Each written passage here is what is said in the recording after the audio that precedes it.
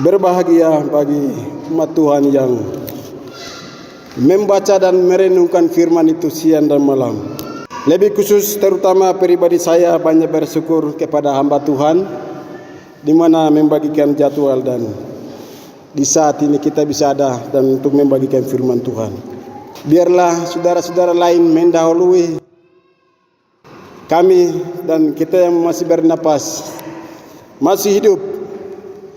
Tugas kita untuk memuliakan nama Tuhan selagi kita masih ada. Di kesempatan ini saya mengajak kepada Bapak Ibu boleh buka di dalam firman Tuhan yang terambil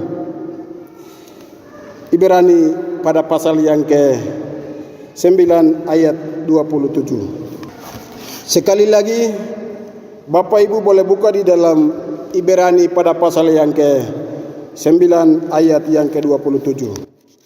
Ibrani pasal 9 ayat 27. Demikian firman Tuhan. Dan sama seperti manusia ditetapkan untuk mati hanya satu kali saja, dan sesudah itu dihakimi. Terima kasih atas pembacaan firman Tuhan. Kiranya Tuhan Yesus memberkati. Tema kita di siang hari ini adalah manusia pasti akan mati. Sekali lagi tema kita di hari ini adalah manusia pasti akan mati. Tentu kita akan mengalami kematian. Mulai dari Adam sampai detik ini tidak ada sejarah ada seorang hidup. Tidak ada cerita Adam sampai detik ini masih bernapas. Tetapi Adam sampai detik ini punya waktu dan masa. Kita diberikan waktu dan masa untuk berkarya. Mulai dari 0 sampai 80 tahun kita punya waktu. Kalau diberikan anugerah tambah sedikit lagi. Selagi kita masih ada, karena di dalam firman Tuhan tadi manusia akan mati. Setiap manusia akan mengalami kematian di akhirat. Bapak Ibu Saudara yang dikasihi oleh Tuhan kita Yesus Kristus. Di kesempatan ini, di dalam firman Tuhan tadi, kita selagi masih ada waktu kita beribadah kepada Tuhan. Karena di dalam firman Tuhan ini berkata manusia akan mati. Selagi bernapas ini kita memuji Tuhan. Selagi kita masih ada waktu kita beribadah kepada Tuhan. Setelah mayat itu ada di depan kita, saya dan saudara tidak ada waktu untuk kita bekerja. Setelah kematian tiba di depan Bapak Ibu Saudara sekalian, tidak ada waktu untuk kita hidup. Kita punya waktu untuk 70 atau 80 tahun kita berkarya di dalam dunia ini sambil kita memuliakan akan nama Tuhan. Dan kita utamakan firman Tuhan itu dalam kehidupan ini. Kalau kita mati tanpa firman Tuhan, pulang dengan tangan hampa di hadapan Tuhan. Bapak Ibu Saudara yang dikasihi oleh Tuhan kita Yesus Kristus. Karena di dalam firman Tuhan ini Allah, Yesus dan Roh Kudus sudah muat, dan ayat ini mendukung dan mengingatkan kita supaya kita harus beribadah kepada Tuhan dengan sesungguh hati. Kemudian Yohanes 5 ayat 28 dan 29 boleh bacakan. Yohanes pasal 5 ayat 28 dan 29. Janganlah kamu heran akan hal itu, sebab saatnya akan tiba, bahwa semua orang yang di dalam kuburan akan mendengar suaranya. Dan mereka yang telah berbuat baik akan keluar dan bangkit untuk hidup yang kekal. Tetapi mereka yang telah berbuat jahat akan bangkit untuk dihukum. Ini menyangkut perbuatan kita selagi kita hidup. Ya, kepada saudara sekalian yang mendahulu kita, yang ada sekarang di Firdaus dan alam maut, mereka juga sedang tunggu bunyi sangkakala di mana Tuhan dibunyikan. Mereka sedang dengar, pasang telinga, kapan bunyi sangkakala itu akan tiba.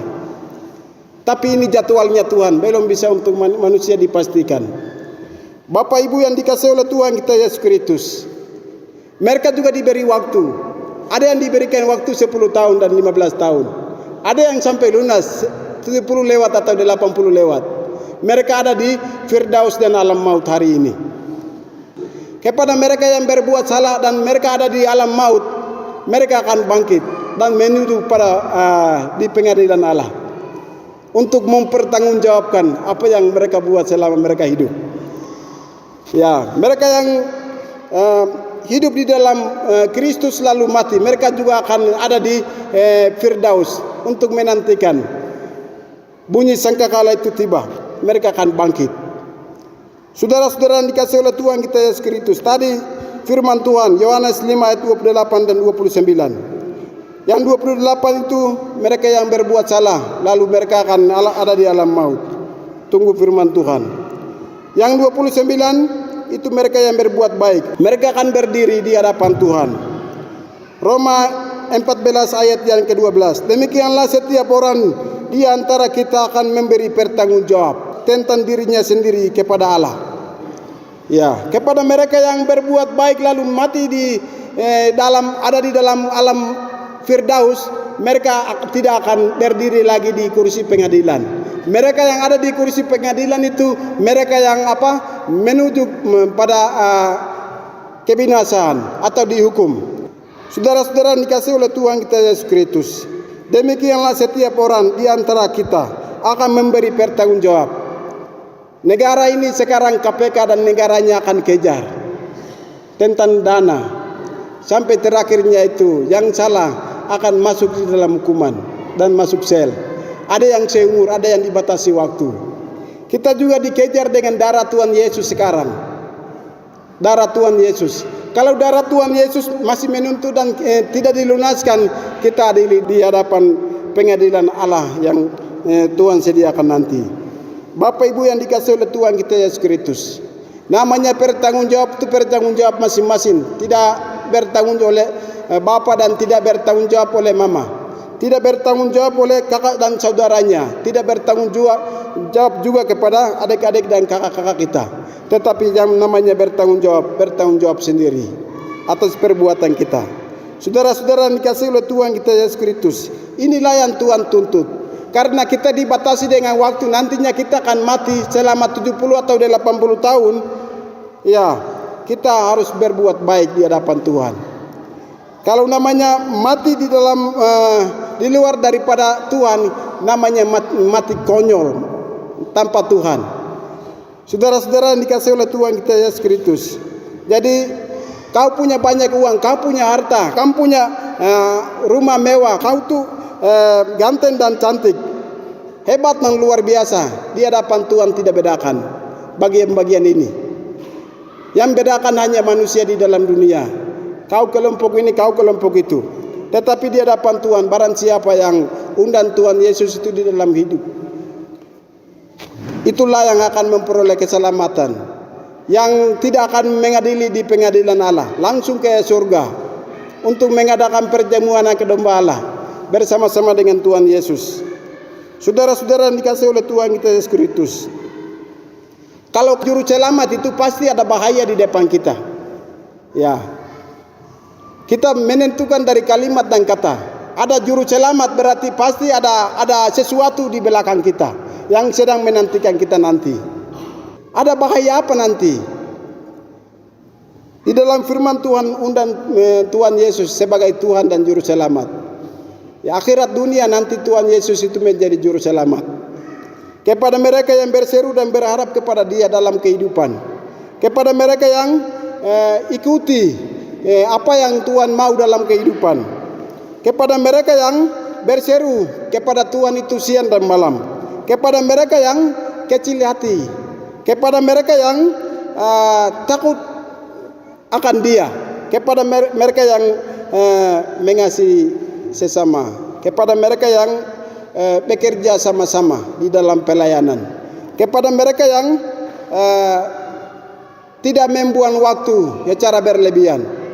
Saudara-saudara yang dikasihi oleh Tuhan kita Yesus Kristus, demikian setiap orang di antara kita akan memberi pertanggungjawaban di hadapan Allah. Adam juga nanti akan bertanggung jawab. Adam juga akan bertanggung jawab.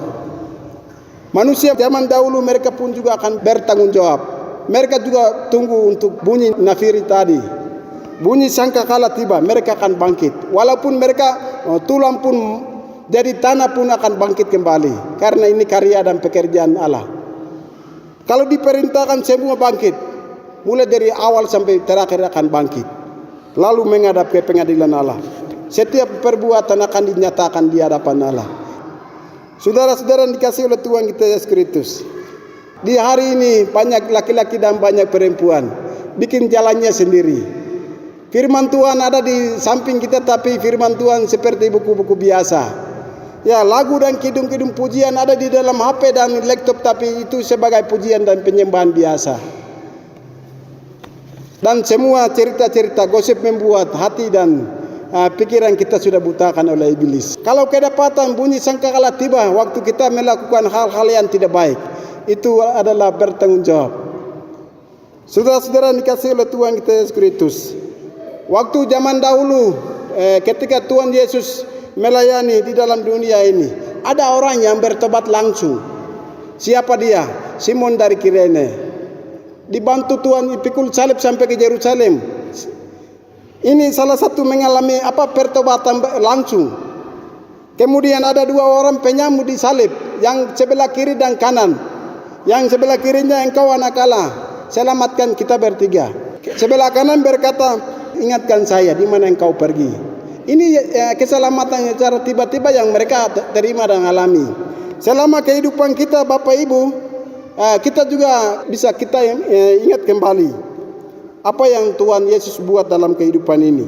Mungkin kita naikkan pujian dari dalam lubuk hati, mencucurkan air mata. Mungkin kita sambil bersaksi tentang kesaksian-kesaksian yang Tuhan buat. Mungkin kita merasakan kasih sayang terhadap teman atau saudara. Kalau kedapatan Tuhan Yesus bunyi nafiri itu tiba-tiba, kita kedapatan untuk berbuat apa yang Tuhan kehendaki. Saudara-saudara dikasih oleh Tuhan kita Yesus Kristus. Ini sebagai bagian yang kedua. Yohanes 3 ayat 16. Karena begitu besar kasih Allah akan dunia ini, sehingga ia telah mengaruniakan anaknya yang tunggal, supaya setiap orang yang percaya kepadanya beroleh hidup yang kekal. Ini ayat kunci dari semua ayat firman Tuhan. Tuhan Allah menurunkan anaknya yang tunggal, atau satu-satunya, demi pembebasan dosa banyak orang di dalam dunia ini. Ketika Adam dan Hawa melanggar dan dunia ini ada di dalam tangan iblis dan kegelapan, Tuhan Yesus datang di dalam dunia ini dan membebaskan kita. Karena begitu besar kasih Allah akan dunia ini. Pengasihan daripada Allah Yesus dan Roh Kudus ada di atas dunia ini. Asal kita percaya kepada Dia atau tidak. Asal kita terima Dia atau tidak. Ini waktunya kita harus terima Dia. Ini waktunya kita percaya Dia. Karena Tuhan Yesus itu bukan orang dunia. Dia datang dari surga. Ya, semua kekayaan dan kehormatan ada di sorga. Lalu dia membebaskan menjadi manusia di dalam dunia ini. Tidak lama lagi kita akan merayakan kelahiran Tuhan Yesus. Kepada mereka yang tidak bergereja juga mereka akan merayakan Tuhan Yesus. Kepada mereka yang di luar dari gereja juga mereka akan bersiap diri untuk mencari semua berkat-berkat dalam kehidupan ini. Lalu mereka akan memuliakan akan nama Tuhan. Tuhan Yesus hidup di dalam dunia ini selama 33,5 tahun menjadi manusia. 100% Allah, 100% manusia. Di mana Tuhan Yesus menjadi 100% Allah. Tuhan Yesus berjalan di atas air. Tuhan Yesus juga membangkitkan dari yang mati. Tuhan Yesus pernah menyembuhkan banyak orang. Yang tidak ada menjadi ada. Itu waktu kealahan manusia menerima 100%. Kalau Tuhan Yesus menerima 100% manusia, dia akan lapar, dia akan menangis, dia akan tidur, dia akan makan, dan lain-lain sebagainya. Saudara-saudara dikasih oleh Tuhan kita Yesus Kristus, supaya setiap orang yang percaya kepadanya beroleh hidup yang kekal.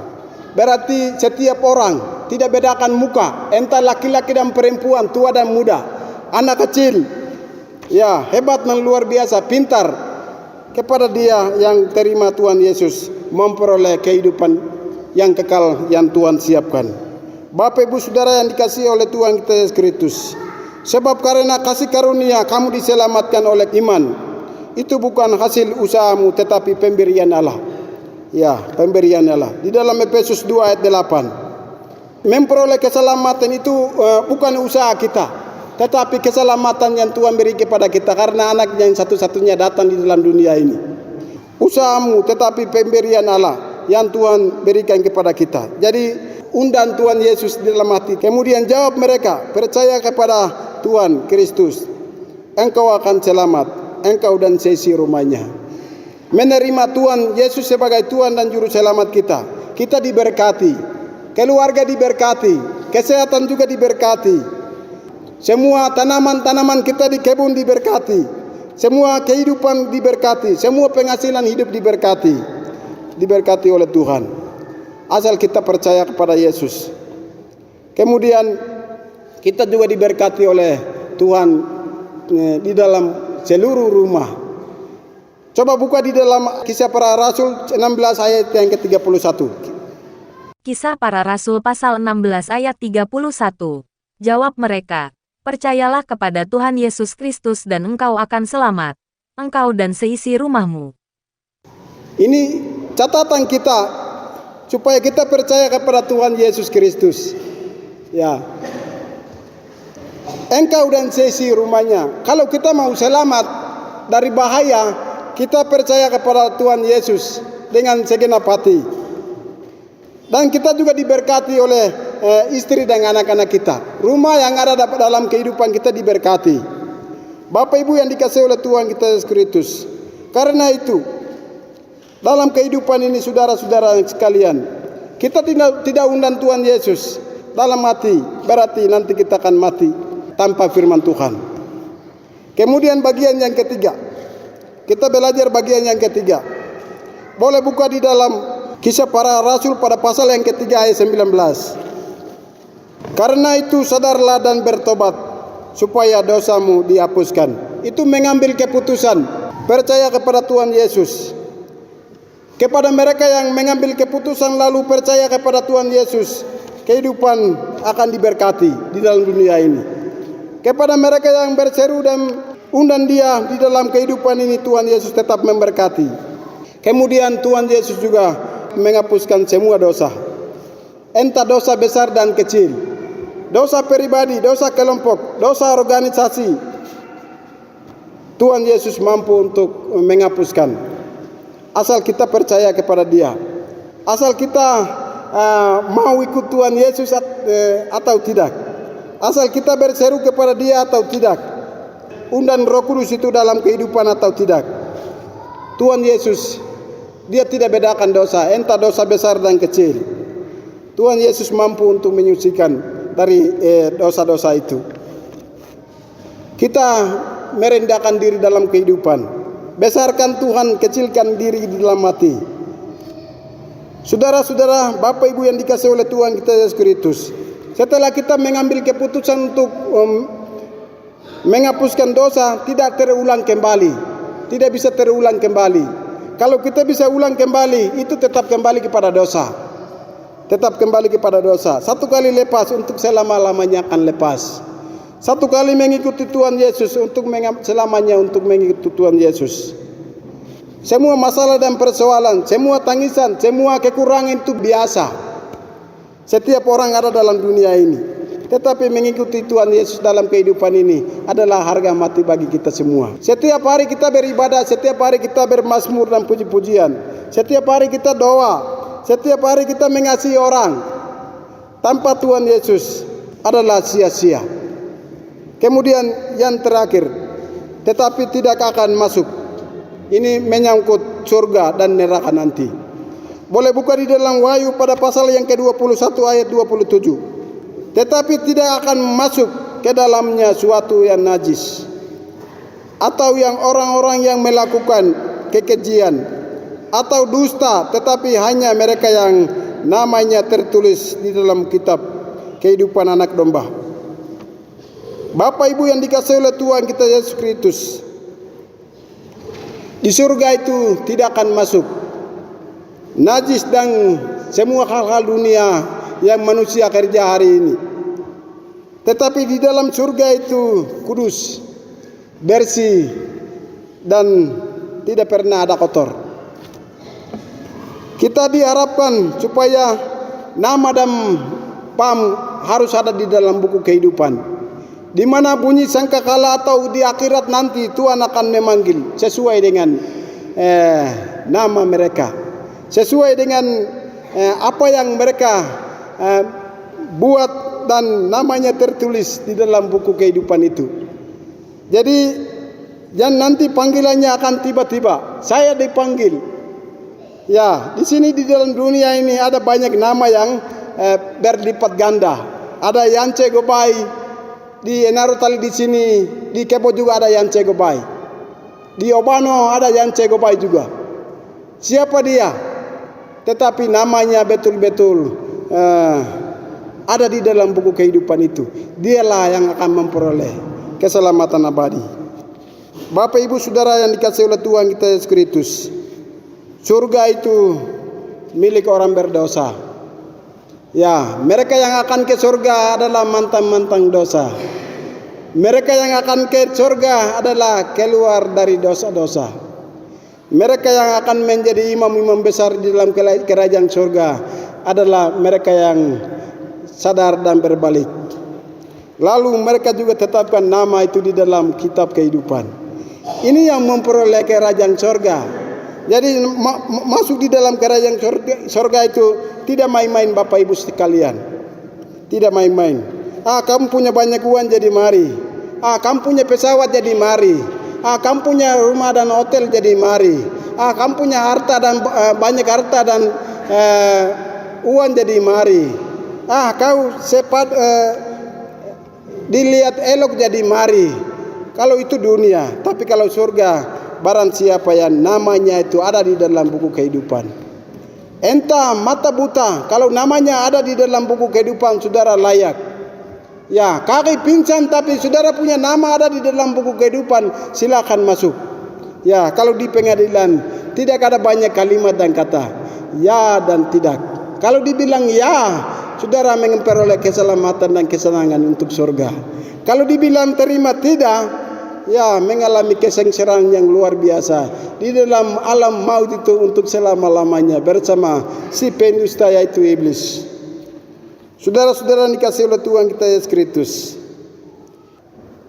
Sebagai kesimpulan, benih Injil itu harus ditaburkan sebelum kita mati.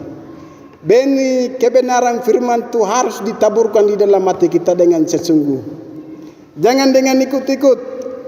Jangan dengan paksa. Ya, jangan dengan hari Minggu jadi saya pergi. Jangan dengan karena begini jadi saya pergi. Tetapi mengambil keputusan untuk kita mau bertobat dan berbalik dari hati nurani itu sendiri. Di surga tidak membedakan muka. Di surga tidak membedakan kau ganteng dan cantik, kau hebat dan luar biasa. Neraka pun juga demikian. Kau banyak uang, kau tidak ada uang, kau miskin dan kau kaya. Dua-dua ini sekarang sudah siap-siap. Susah hari ini kita mau bedakan yang mana. Karena ini menuju pada akhir zaman. Ya, akhir zaman. Kalau namanya akhir zaman sebentar lagi akan menuju ke titik-titik. Tanda-tanda ini kita sudah alami sekarang. Bapak Ibu yang dikasihi oleh Tuhan kita Yesus Kristus. Contoh dari Enaro ke Nabire. Dulunya itu 6 jam, tapi sekarang ya 4 jam, 5 jam. Kalau pesawat kita turun ke Nabire dulu 35 menit, sekarang 25 menit bisa. Ini dunia sedang dalam kempes, berarti kita ada di zaman akhir. Sekarang ini kita bergereja, tapi kalau kita keluar di pintu, kita bukan orang bergereja. Ya, sekarang kita memuji Tuhan, tapi kalau kita keluar dari firman Tuhan, bukan lagi kita anggota jemaat. Siapa yang membujuk kita seperti begini? Yang namanya iblis dan pekerja-pekerjanya membujuk kita. Ya, tadinya kita orang gereja, tapi kalau kita di rumah dan di jalan, kita bukan orang gereja.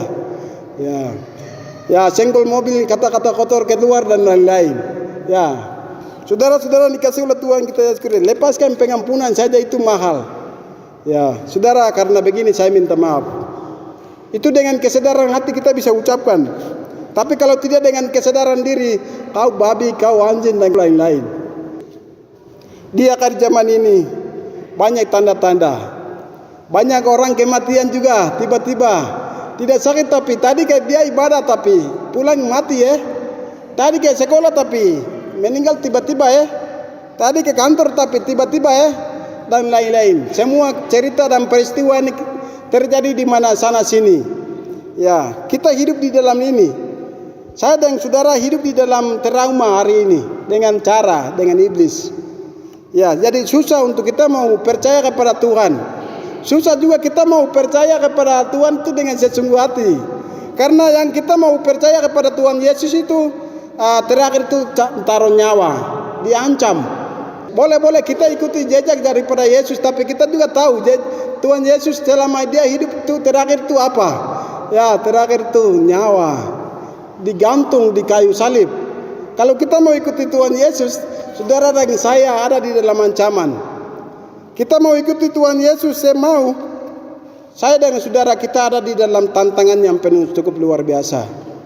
Ya, kadangkala ada yang dicobai melalui tanaman di kebun, kadang juga kita dicobai melalui ya anak-anak kita. Kadang juga kita dicobai melalui semua yang kita buat di dalam kehidupan ini. Ya, ibarat itu kita menanam lebih dalam, artinya iman kita di dalam tantangan-tantangan ini kita lebih menanam atau lebih berakar di dalam supaya dia bertumbuh lebih kuat dan bertumbuh lebih kuat. Lalu usahakan supaya yang besar itu akan berbuah. Saudara-saudara, Tuhan Yesus datang itu bukan pohon tapi yang buahnya. Saudara-saudara dikasihi oleh Tuhan kita Yesus Kristus. Tadi tema kita adalah manusia pasti akan mati. Semua yang kita bicara itu selagi kita hidup itu yang kita lakukan. Kalau kita mati, ya kita tunggu bunyi sangkakala tadi. Kalau di alam maut, kalau di Firdaus, perempuan hebat tapi diberikan waktu hanya 70 atau 80 tahun. Laki-laki hebat tapi diberikan waktu hanya 70 atau 80 tahun. Nol kelahiran dimulai sampai 70 atau 80 tahun. Ini adalah waktu emas bagi kita sekalian. Ya, nantinya dua tempat yang Tuhan sediakan untuk kita, surga atau neraka. Kepada neraka tangis sampai selama-lamanya, dan surga senang-senang sampai selama-lamanya. Firman Tuhan datang kepada kita di siang hari ini. Kita sampai di sini dan mari kita bersatu dalam doa. Kembali bersyukur di saat ini.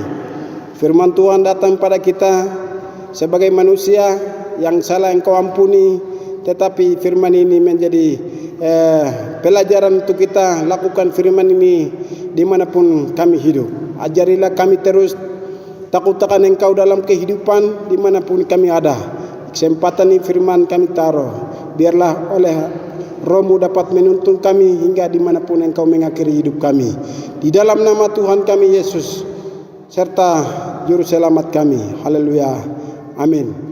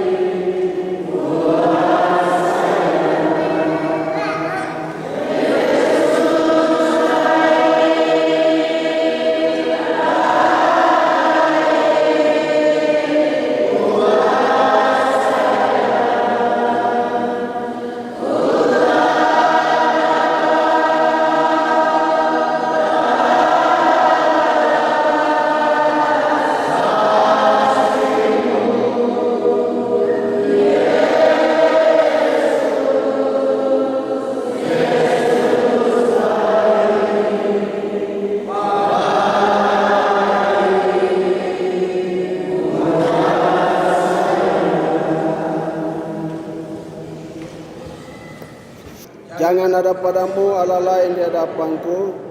Jangan membuat bagimu patung yang menyerupai apapun yang ada di langit di atas atau yang ada di bumi di bawah.